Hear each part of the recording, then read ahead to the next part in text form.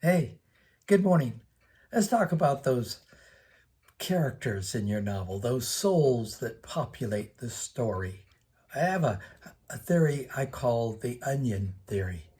It's the idea that early writers very often will only give us the outside skin, the very paper thin part of an onion. Not very interesting. You need to go deeper into the onion.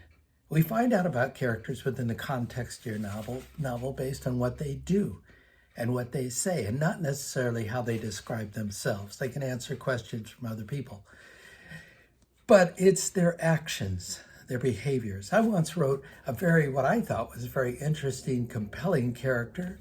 I took it to a reader's conference. I met with an agent, and the agent read who the character was, how I described them, and their behavior and stuff. And they said, there's a very interesting character here.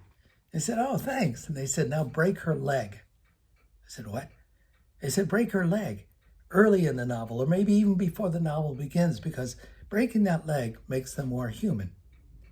She said, and that broken leg will become part of the fabric of the novel, make them interested, even take you in directions with the story that relate to the fact that at one time, for some reason that's important, her leg got broken.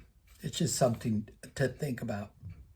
I wrote a novel once, hang on, I might have a copy right here. No, I don't.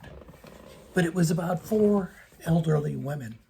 And I worried going into writing that novel that I wouldn't define them well enough, different from each other, that the reader became confused about who was talking when and which character was behaving in that way. I didn't always want to say he said or she said. I wanted to just have a line, and I wanted my characters so well written that the reader never was confused about who said that line. Interestingly enough, as I got deeper in the novel and the characters became even more well defined, that happened. I had a line that I had to have one of those 4 women say to connect the story.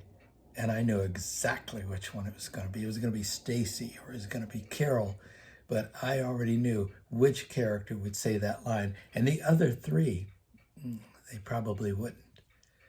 Anyway, character development. Make them interesting.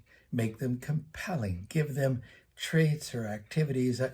David Baldacci talks about some of his characters and how they are so much part of his story, but also how interesting they are because they're not like everybody out there. The average person walking down the street can be kind of boring, but a character should be pulling the person in. You want to know more about them. You want to know what their story is, their backstory, and they always have backstories. And as a final note, don't ever hesitate to take a separate sheet of paper and just write out who they are. Okay, their backstory, where they grew up, where they were born, that sort of thing. It will help you to, as they say, flesh them out so that they become interesting characters in your book. Anyway, enough for today. Well, I don't know, maybe I'll make another one of these videos later. Take care. Have a good one. Bye now. Oh,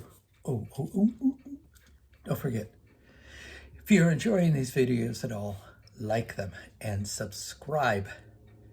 That way I can go on and make more. And you help me out, and I appreciate it. And ask questions. You go on my website, it's right there. There's a link to be able to email me a message, a question, a note, and I'll try very hard to answer it as best I can. All right. Have a good day. See you later. Bye now.